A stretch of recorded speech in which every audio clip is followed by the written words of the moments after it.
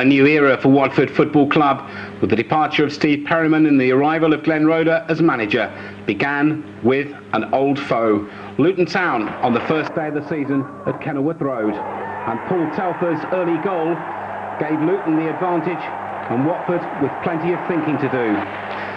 A second goal followed from Kerry Dixon, but by that stage the talking point had become the double sending off of both Barry Ashby and Jason Drysdale for separate incidents. The Hatters were in control of the first day derby, but Watford at least played some quality football, giving their supporters heart, and they got a goal for their efforts, courtesy of Paul Furlong.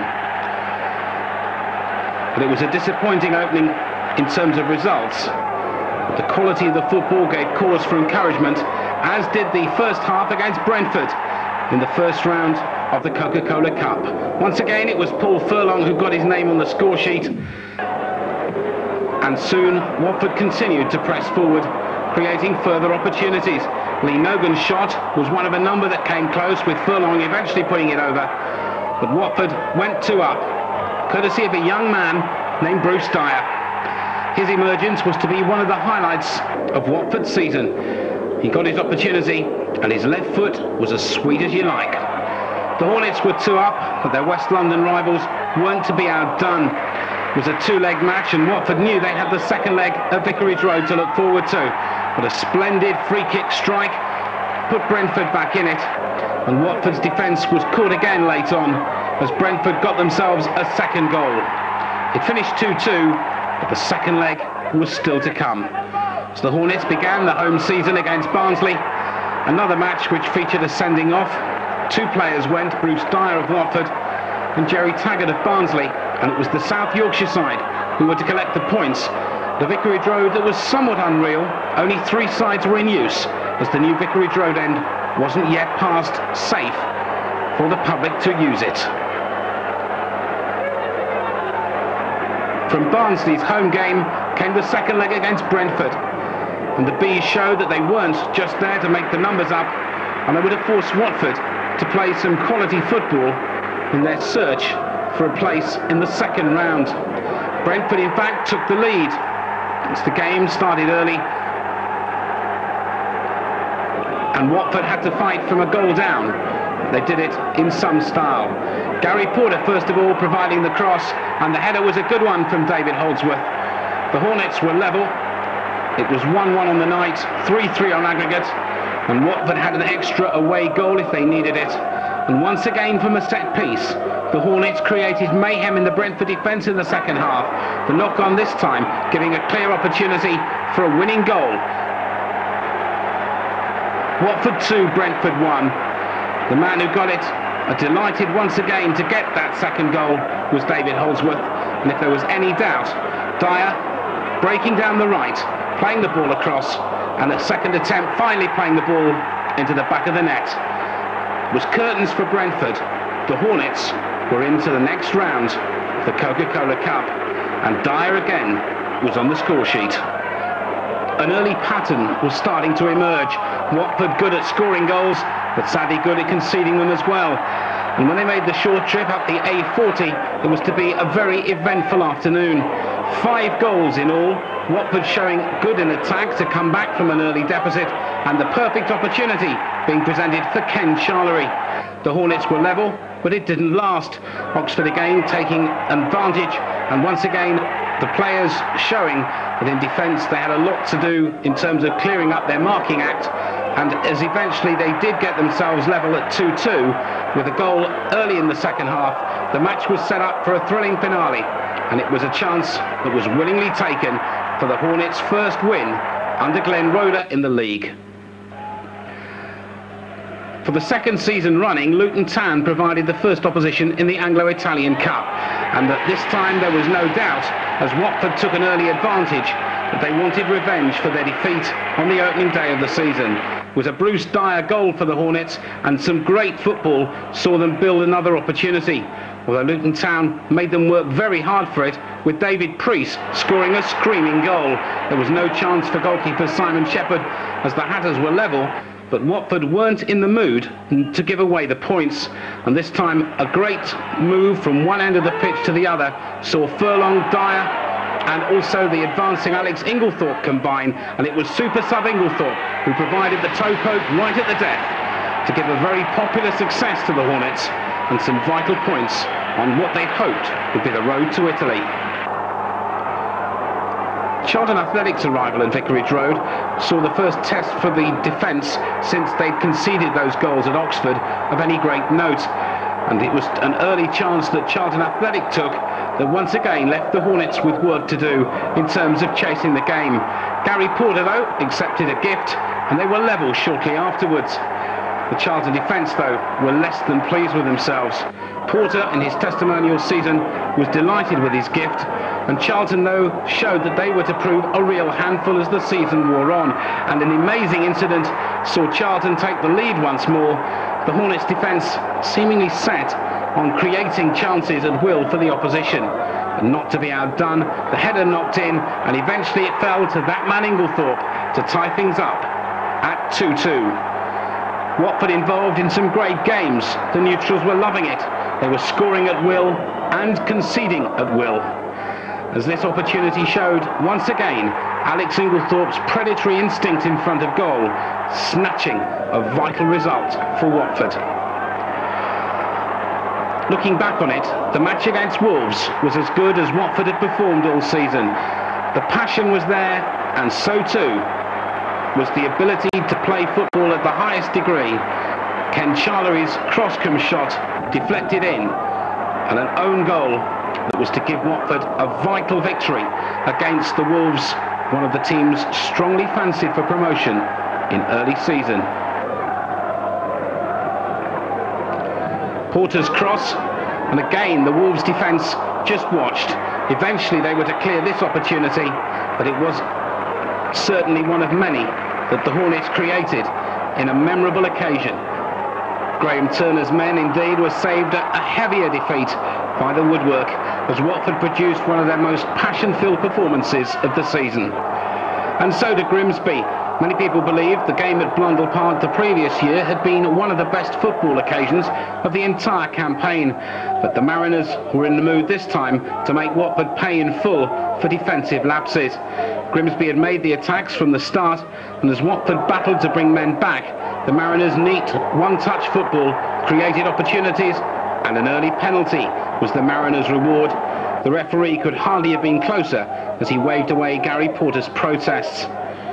The Mariners had proved in recent seasons that although their gates and their economy was small in comparison to many clubs in the division, they produced quality football, and Watford would have to match them. In the second half, the Hornets set about doing just that. Once again from a set piece, the Grimsby keeper not happy with it, and the reward, a splendid strike. Watford were level at 1-1 to the delight of the small travelling band of Hornet supporters as Gary Porter grabbed a vital goal. And there was more to come.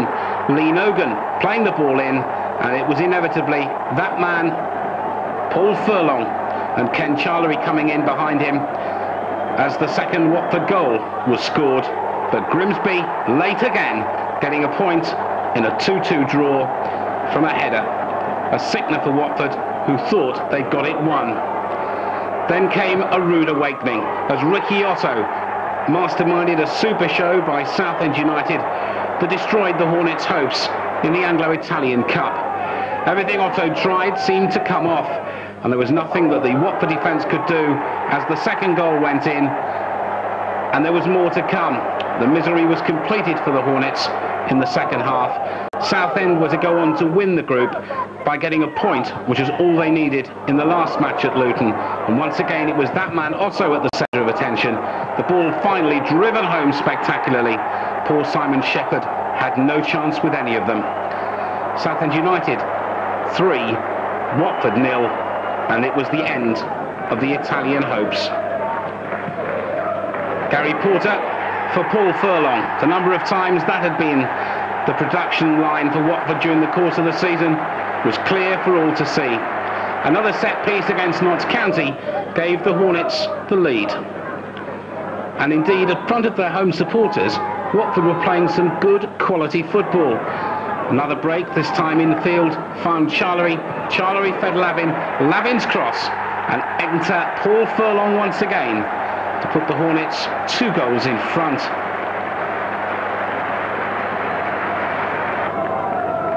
The County, also from a set piece, exploited the gaps in the Watford defence to some purpose. The unsighted Simon Shepherd, finding to his embarrassment the ball had gone between his legs, to get them back into contention.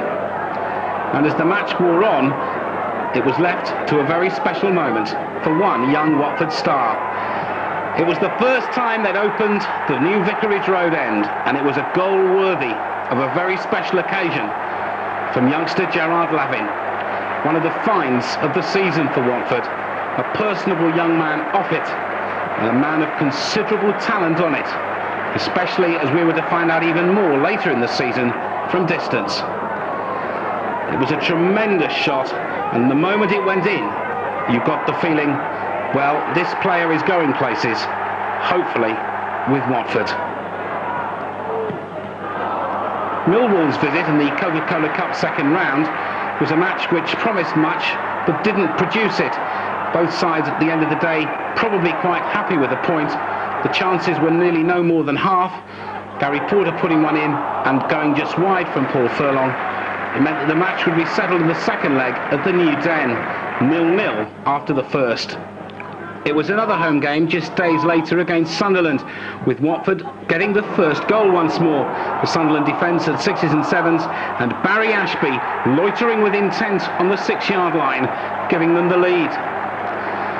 It looked as though it was going to be Watford's afternoon when Sunderland striker Phil Gray was sent off shortly afterwards. But any thought that that goal by Barry Ashby, a defender joining the attack, would be enough was to be sadly thwarted.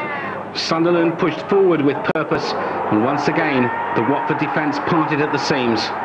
They had to settle for a point as they embarked on a difficult week, which saw them have 2 consecutive trips to high-flying Millwall, first in the league, and one of the most disappointing afternoons for the Hornets, with Millwall running riot early against a Watford defence that simply couldn't cope with them, and in the end they were conceding goals at will, to such an extent that the half-time came as a release. Millwall were well fired up for the occasion, and they took their chances to some purpose. Even from the long kick by Casey Keller, the Watford defence weren't able to clear, and they were made to pay for it. Manager Glenn Roeder was to speak afterwards of his alarm at some of the individual mistakes that were made in one of the performances the Watford fans won't be thanking anyone for reminding them of. Chance after chance Millwall created in the first half, and Simon Shepherd's heroics weren't enough on their own. Millwall playing with purpose, with vision and with style really thrilled their fans, and the consolation for Watford was the fact that it wasn't that long a journey home. As the second half came, it was the same old story. Millwall cutting loose at will, and the net result of all that was that there were more goals thereafter. Many believed it should have been a penalty, but the referee decided a free kick would suffice. It really didn't make that much difference. Millwall still scored from it. And there was more even than that, as Millwall's continued pressure saw Watford chasing shadows despite improving their own performance in the second half, and there was nothing Simon Shepherd could do to stop the Millwall goal spree. Even though the Hornets did get something in the way of a late consolation, that was all it was to be. An opportunity taken by Lee Nogan, but it was a matter of pride. 4 days later, it was back to the same venue, and an astonishing game with Watford taking a lead through Gary Porter. It had been 0-0 after the first game, so it was win or bust for the Hornets. A draw might have sufficed had it been high enough on away goals, but Millwall's goal scoring on the Saturday had left many supporters worried and wondering. But to their immense credit, Watford took the game by the scruff of the neck. Lee Nogan made it 2-0 to the visitors, and the Hornets, the rank outsiders in the eyes of the neutrals, found themselves 2 up. but it was all to turn sour for Watford, with first Paul Furlong involved in this incident.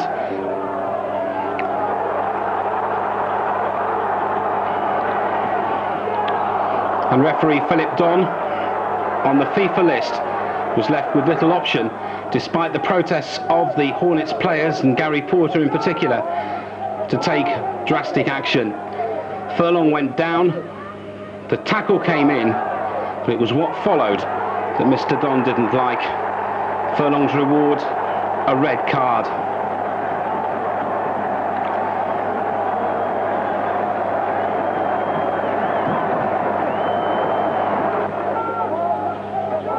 And there was more drama to come. Watford, a man down, but still with their defence intact, conceded a goal to give Millwall some hope before half-time. They made full advantage of it to go in all square at the interval. The second half had hardly begun when it all happened again. David Holdsworth following in on a late challenge, a melee resulting, and eventually two players were given the red card by Philip Don. Holdsworth, one of them.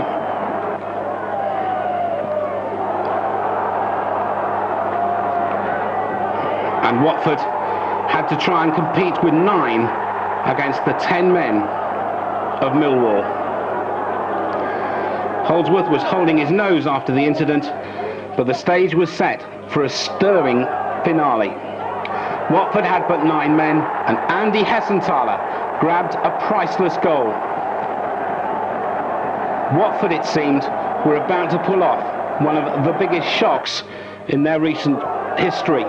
But just as it seemed as though the moments were ticking away towards the final whistle, Millwall got it level to 3-3. Still the Hornets battled on, but right at the end, Millwall, through Etienne Verveer, in the last 30 seconds, denied them.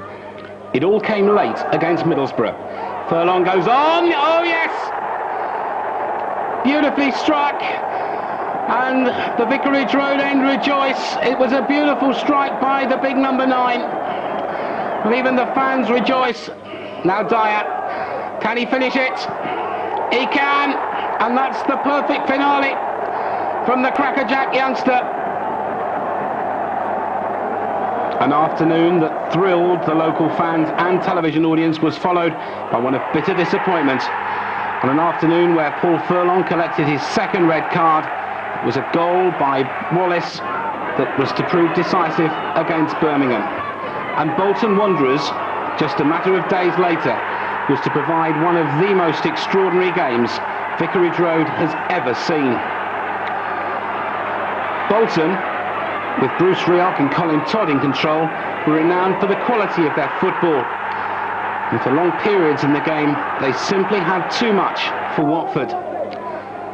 2-0 up at half-time, they added a third shortly thereafter.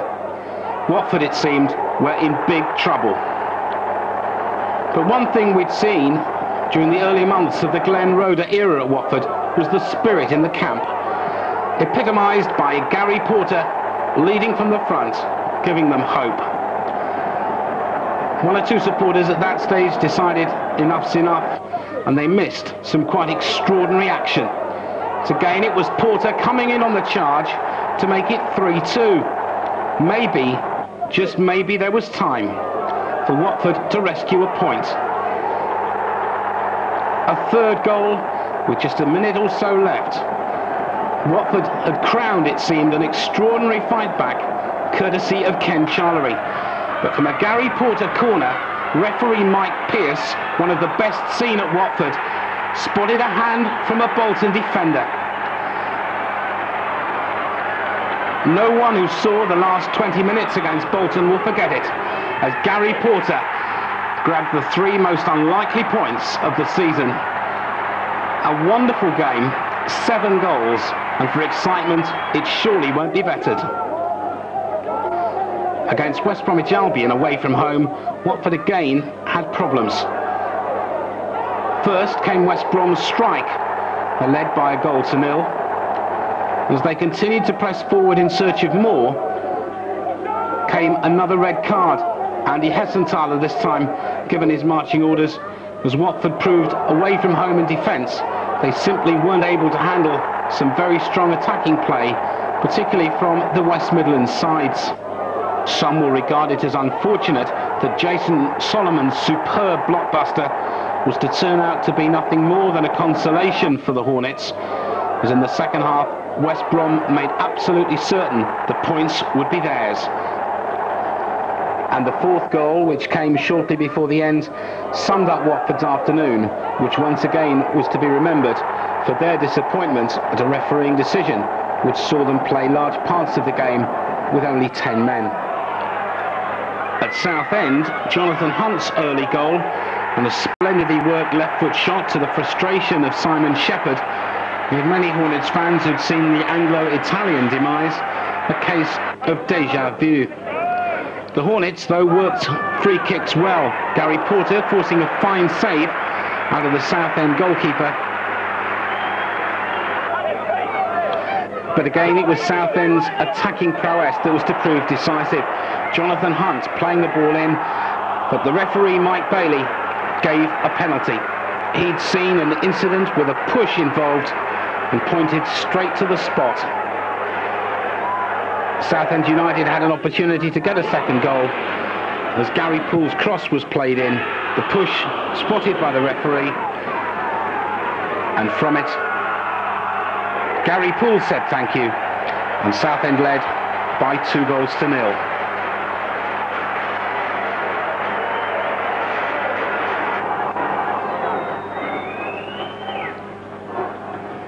Stoke City, under Lou Macari's management, had been promoted the previous season, and they were showing that they were not in the first division just to make the numbers up, with a string of impressive performances. And once again, it was a day when the defence simply found the Stoke attack, they couldn't handle it. Although they found themselves with a Bruce Dyer goal to show for their efforts, Stoke City had played some very good football, and in the second half, again they exploited Watford's defensive problems, picking up the points as they went. The third Stoke City goal is another one that Watford won't be thanking their supporters for reminding them of. David Regis tripped, as the referee surely would have given a penalty if he hadn't. He was able to put the ball firmly into the back of the net. Gary Willard, the referee, happy simply to allow the goal to stand. And with it, the points went up the M6 to the Potteries.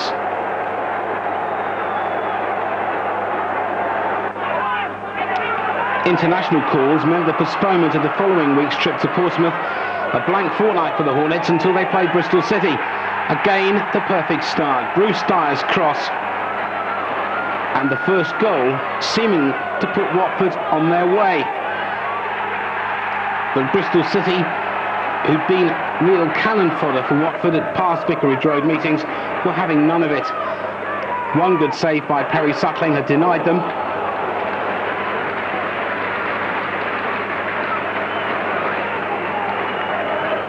But another set piece was to prove their undoing. Bristol City had threatened long, and finally, just as it seemed that one goal would be enough, the West Country side got an equaliser. And so the Hornets prepared for Crystal Palace, a side that had come with a tremendous reputation against a Watford side now feeling the full weight of suspensions. Paul Furlong was out until Christmas. There were bans too for Andy Hessenthaler, as Watford found that they were having to play more of their squad players than they would ideally have wanted. Crystal Palace took full advantage. In a disappointing afternoon, with the television cameras beaming the match throughout London, Palace showed championship mettle, which was to give them the championship at the end of the season. But Watford did at least grab one late consolation to ensure that their pride at least emerged intact.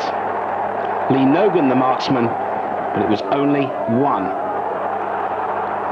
The return trip to Stoke City, who'd been at Watford just 3 weeks earlier, was to give the men from the Potteries an early chance of getting a double over Watford. Again, the Hornets were forced to field a weakened side. and Stoke City, playing around the edge of their box with considerable purpose against the Watford defence, exploited it to the full. Once Stoke went one up, Watford, although they continued to compete and continued to try, simply had no mastery when Dave Regis produced a superb second goal. Good enough to win any game. The Hornets knew it wasn't to be their afternoon, and Stoke City claimed the double over Glenn Roeder's men. It was the start of a week of frustration on their travels for Watford. First of all, there was Stoke, then there was Portsmouth. The game rescheduled from the previous month, and the mastery of Paul Walsh was one particular problem that Watford had to contend with. And although they did it to some effect for long periods, the one chance Walsh had, he made full advantage of, setting it up on a plate. And in the second half, it was 2, as the substitute got in on the act as well. And Portsmouth completed the jamboree by 2-0. And so to the new look Molineux. And Wolves, looking to avenge their September defeat, saw Steve Bull grab the first goal. Of big concern to Watford and their supporters was the lack of goal scoring that had coincided with the suspension of Paul Furlong. And Wolves second ensured the point stayed at Molineux as the Hornets prepared for the big derby against Luton. That's beautifully knocked on. Now Dyer, the goalkeeper's got to make his mind up. Dyer, and beautifully taken. Jürgen Sommer looks in despair, and Dyer celebrates. That's the perfect start. Another long free kick, and again the Luton defence looking and trying to see what's on. And I'll tell you what's on, a second Watford goal for Bruce Dyer.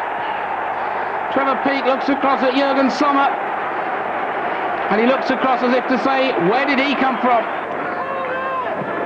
Important for Luton to get a good start here. Watford certainly at the moment in control. Dixon cuts inside. Perry Digweed's got to come. Priest scores. Digweed forced to come to try and cut it out. Looks certainly as though they would want to try and hold on to this, but now the charge on again. Julian James playing the ball in, and it's come. Was that a handball by the defender? It was. Dreyer, it's 2-2. And 2 up at half-time isn't enough for Watford. Luton have squared it.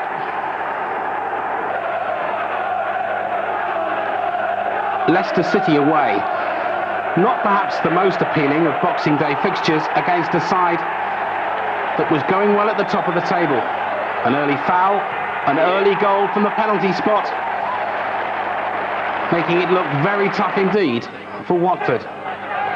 And an extraordinary second half followed.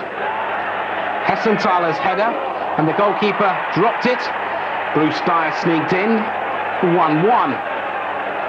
And even at this stage, how many punters, if they'd wanted a bet, would have decided what was going to happen. Another long ball in.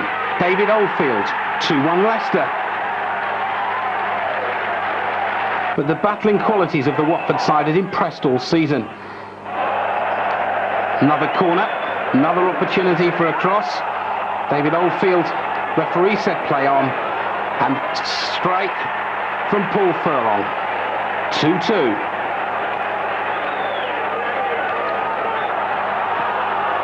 Back came Leicester.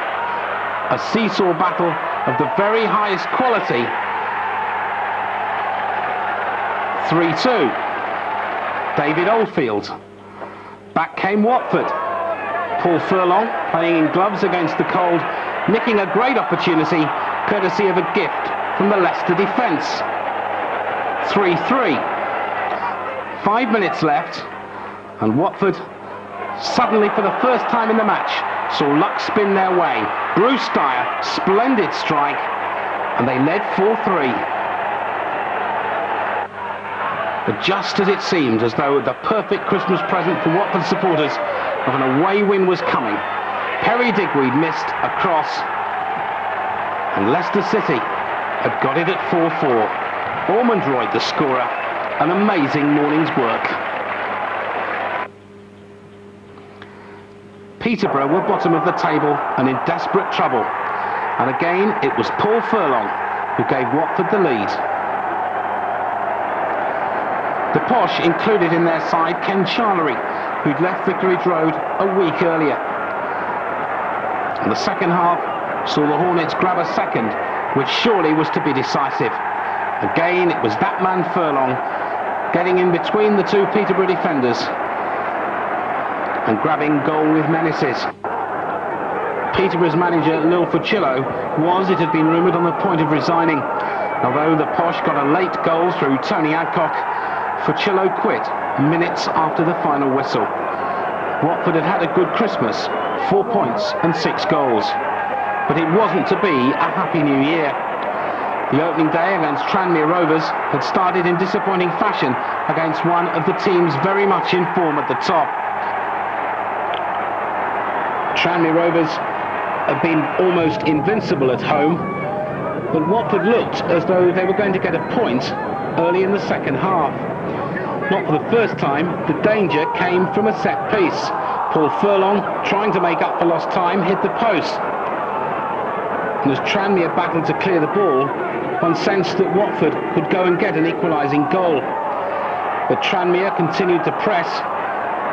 The ball played across once more, and the second goal was helped into the back of the net. They led by 2-0, but Watford was still fighting and battling for everything. The long ball forward found Paul Furlong. He cut beautifully inside one challenge and a second, and off the defender. Watford had one back. On the way home again, it was a question of supporters reflecting on what they'd missed during Furlong's long suspension. And so to the visit of Nottingham Forest on Bank Holiday Monday. For the Hornets, a perfect start in a passion-filled first 45 minutes. Officially an own goal, but a tremendous start for the Hornets, with Andy Hessenthaler providing the opportunity from the cross by Lee Nogan for Forest to press the self-destruct button. But in that second half, Forest upped the throttle and Watford had no answer. To Digweed and his defenders' fury, Forest, relegated a year earlier and under new management, proved that they were going to stay the course in the promotion race. A point wasn't to be for Watford, as they conceded second half goals that sent 3 points on the road to Nottingham. Meanwhile, the road for Watford was to East London and defeat at the hands of Premiership West Ham by 2-1 in the FA Cup. The supporters reflected on a league table showing goals against 50 was the principal cause for concern. Despite their heroics in front of goal, they were still leaking goals more often than any other First Division defence, as the second half of the league campaign dawned with a match against Birmingham City managed by Barry Fry at Vicarage Road. A very vital afternoon indeed for the Hornets. Dyer again, and the cross might come his way. This punch, now Porter knocks it back in. Daesh will clear. No, he won't. He'll put it in his own goal. Furlong coming in, and Daesh on loan from Cambridge puts it in his own net, and that is just the start Watford wanted. Furlong. That's beautifully done. Now Hessenthaler's in the clear. It's a 1 against 1. Hessenthaler. 2-0. And the finish matched the move by Andy Hessenthaler. Dyer. At the moment, Birmingham are chasing shadows towards the edge of their area. As Dyer comes on his way again. Now can he knock the cross in? He can! Oh, Furlong! Thank you very much. It's 3-0. And Dyer and Furlong. Dyer again. Now Furlong. What will he do with this one? He'll bury it! He saw him off his line and he smashed it gloriously in. Furlong again. And he's gone down under the challenge, and that is a penalty. The referee may well have to use the red card, and does. And Birmingham City have got enough problems. Furlong scores. And Watford go nap. And Birmingham City got just a little bit of pride to play for now. And they have one back. It won't surely be more than that. But again, the Watford defence probably not too pleased with conceding goals against the Birmingham side, and Watson's missed this one. Here's another chance. And it's 5-2 in a quite extraordinary contest.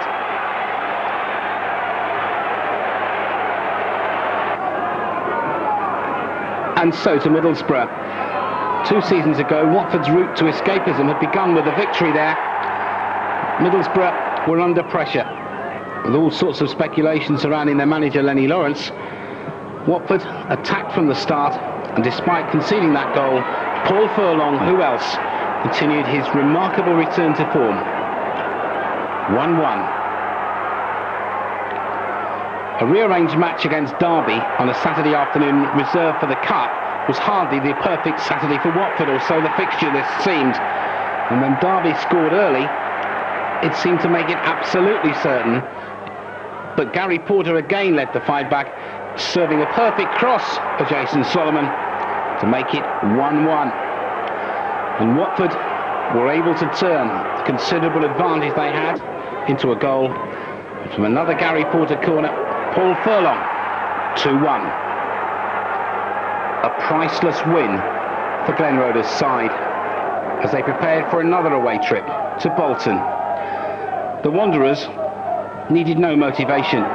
It still hurt that they'd thrown away a 3-goal lead to the Gary Porter show when the teams had met at Vicarage Road in October. And though conditions were difficult, Bolton showed the old 1-2. Watford 2 goals down, helping themselves along the way, not much. And again, with a big mountain to climb. But there was hope even before the half-time whistle. Free kick. Gary Porter organising things as usual, with Hessenthaler and Baisley also involved.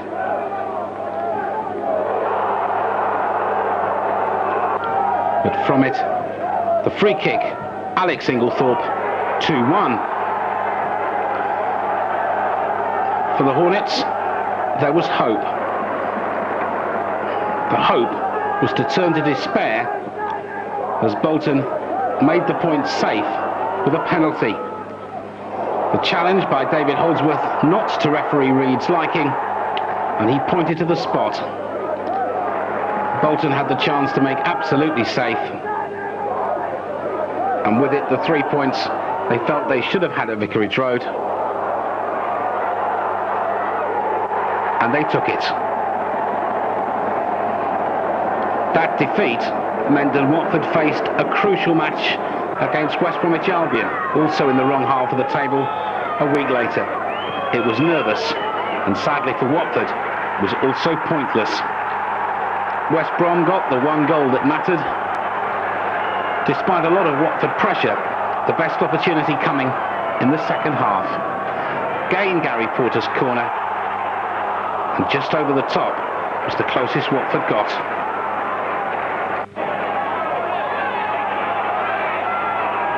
Derby, a fortnight previously, had given Watford the points at the baseball ground. For them too, there was the question of setting the record straight. And with Watford going a goal down early, supporters thought they would once again have to chase the game. But the Hornets were positive in attack, taking their opportunities as they fell.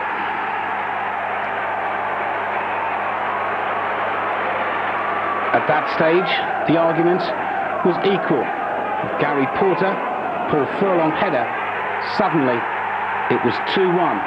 The Hornets in front, looking as though they might complete the double. Barry Ashby's goal. In the second half, was rip-roaring stuff by Derby, and again a disappointing goal to concede by the Hornets. The visitors were level.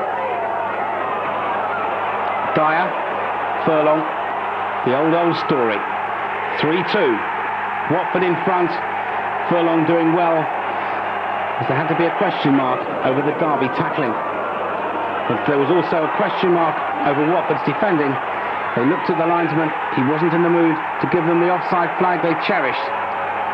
And Derby had it at 3-3. And right at the end, the agony got worse. 2 late goals, 3 late points for Derby, winning by 4 goals to 3. Yet another Vicarage Road thriller. Charlton Athletic had surprised many people by staying the course at the top of the table. Watford gifted them goals, the first to Alan Pardew.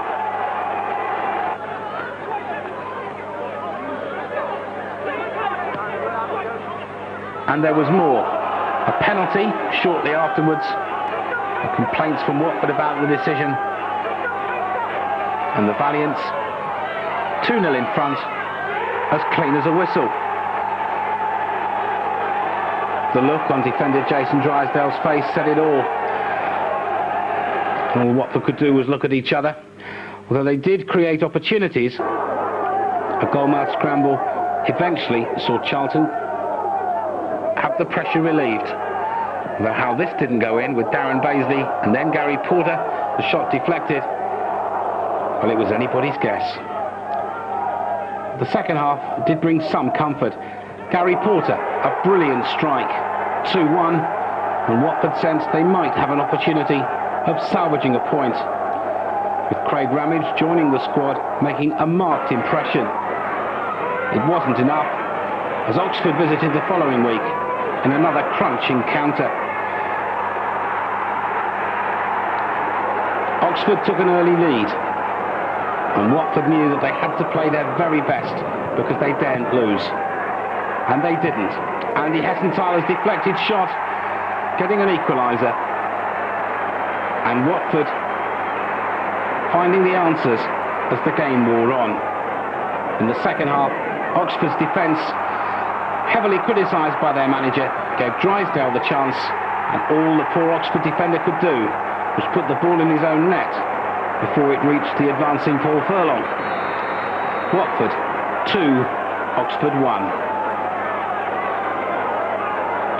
At Notts County, Gary Porter, corner in, away by Notts County, as Watford started brightly and positively. Furlong, the challenge not made, and eventually Notts County somehow able to clear the danger.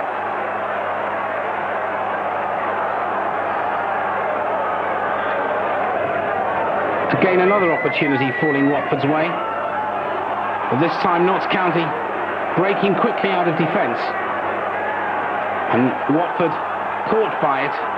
As the ball was played in, Notts County suddenly found themselves with a wonderful opportunity to take the lead. They don't miss chances like that if you wear a number 9 shirt and intend to hang on to it.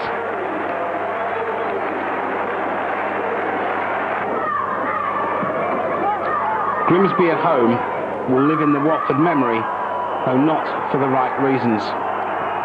The Mariners completely tore Watford apart, winning in a canter to the dismay of supporters.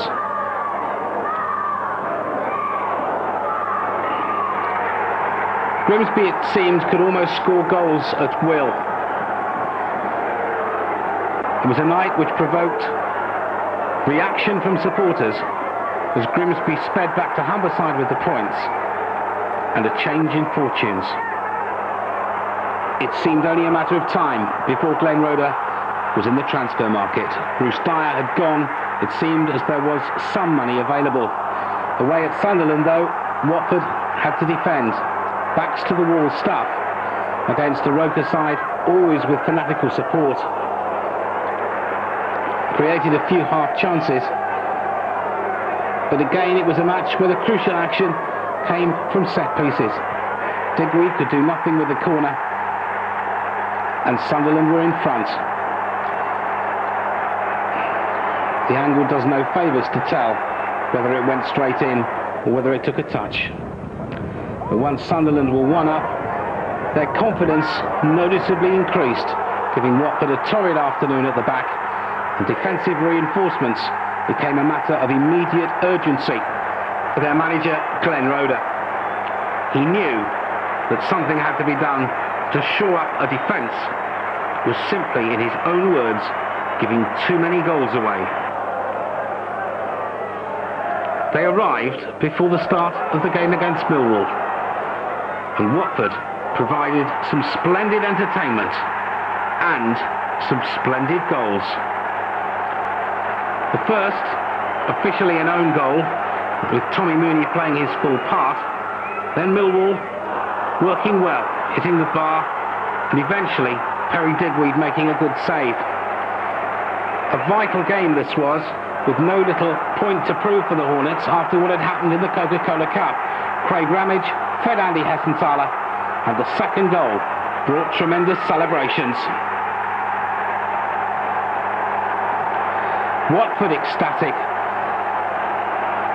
and the talent with the arrival of new players was seeing confidence increase. It needed to. A difficult away match at Nottingham Forest, and Watford a goal down. Keith Millen and Colin Foster marshalling the defence, with Tommy Mooney and Dennis Bailey increasing the options up front, saw Watford give a positive display against the team that were rampant and on their way to automatic promotion. For the Hornets, it'll be remembered though for one stunning moment.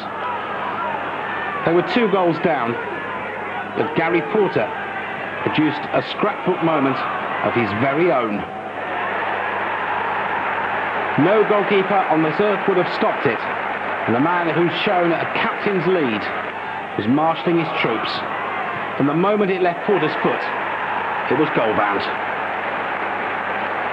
It was to go close in the goal of the season contest. After 8 goals when the teams met at Filbert Street, you really did wonder what would happen when Leicester City came to Vicarage Road.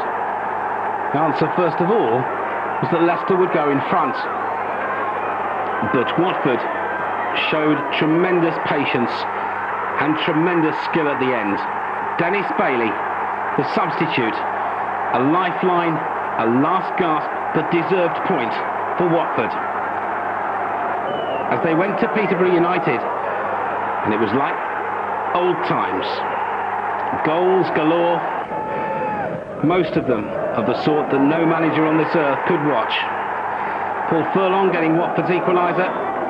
Early in the second half, a penalty, Tony Adcock, 2-1 Peterborough. It only sparked Watford back into life. Keith Dublin, 2-2. And then a real moment to savour. Gerard Levine, the goal of the night, watched by his family from nearby Corby.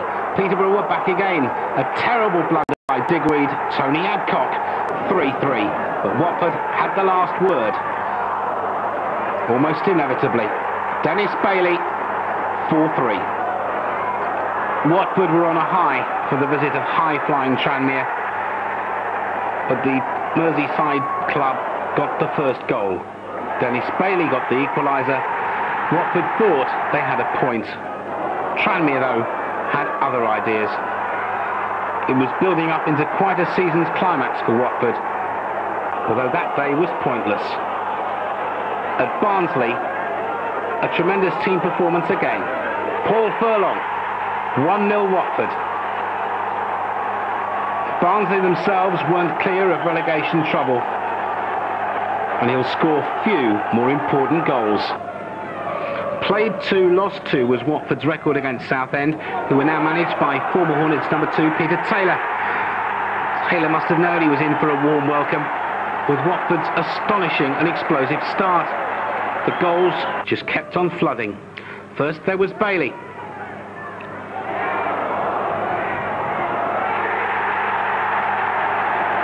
Then Mooney.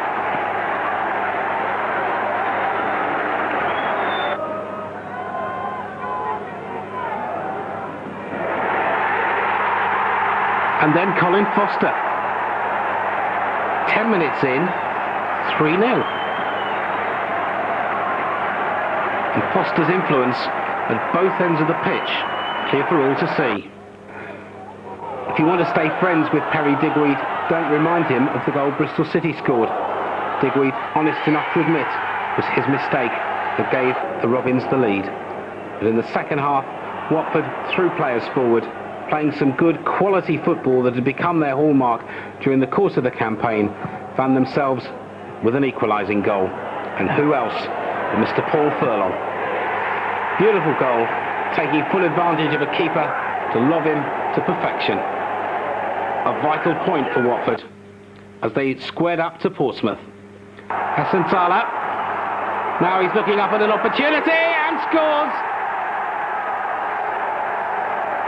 Beautifully done again, and Andy Hessenthaler's goal. Furlong. The woodwork denies. Bailey. To try and cut it back in, and does. Chance for Furlong and wide. And Portsmouth to push players forward here.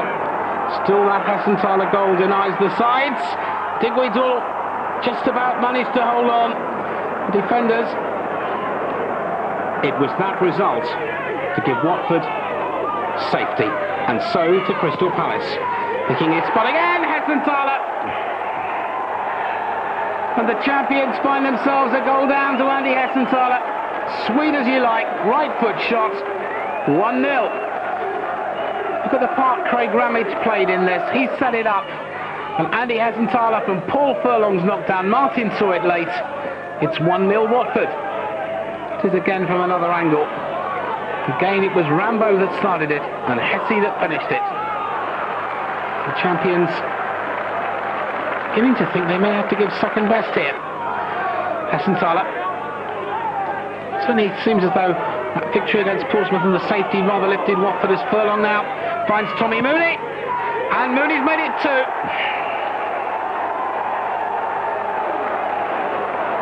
Furlong and Mooney combine to settle it. An anti-climax for Palace and glory for Watford. So Watford getting the second goal, and look at again the part Furlong played in it. But look at the way he saw Mooney. He could have gone himself. Mooney just onside, left-footed effort. Beautiful strike. And Watford get the second goal. They ended with 2 wins and plenty to talk about, especially the goals for manager Glenn Roeder. I think we've scored some excellent goals this year. Again, Gary Porter scored a very good goal at Charlton. Didn't get a particular lot of credit for it because it was a goal in a defeat, and when you lose, if you score, the man who scored doesn't get too much credit for it. But it was an excellent goal he scored there. Gerard Levine has only scored good goals this year. Fantastic goal against Notts County from the edge of the box. A 30-yarder against Peterborough that was very important. Paul Furlong scored some good goals. The 2 against Birmingham were excellent goals. Hessenthaler has scored some very important goals, breaking from midfield, going clean through with just the goalkeeper to beat. Everyone thinks when you've just got the goalkeeper to beat, it's easy to score. Actually, it's quite difficult. And Andy has done ever so well. He's very rarely missed when he has gone clean through. And of course, there's many other goals. Paul Furlong has been suspended for 8 matches. The period where he was suspended for 7, it took him 3 games to get going, so it was like having him out for 10. So he's missed a large proportion of the season in a team that, generally speaking, has found the going difficult and has still come up with 19 goals. When you put that in the context of Collymore scoring 24 and Armstrong scoring 24 at their respective clubs that have been promoted, when you look at Paul Furlong's 19, it's an excellent return. And it's a wonderful feeling when you know you've secured the position of the club in the first division, and it just makes you that more determined not to let it happen again.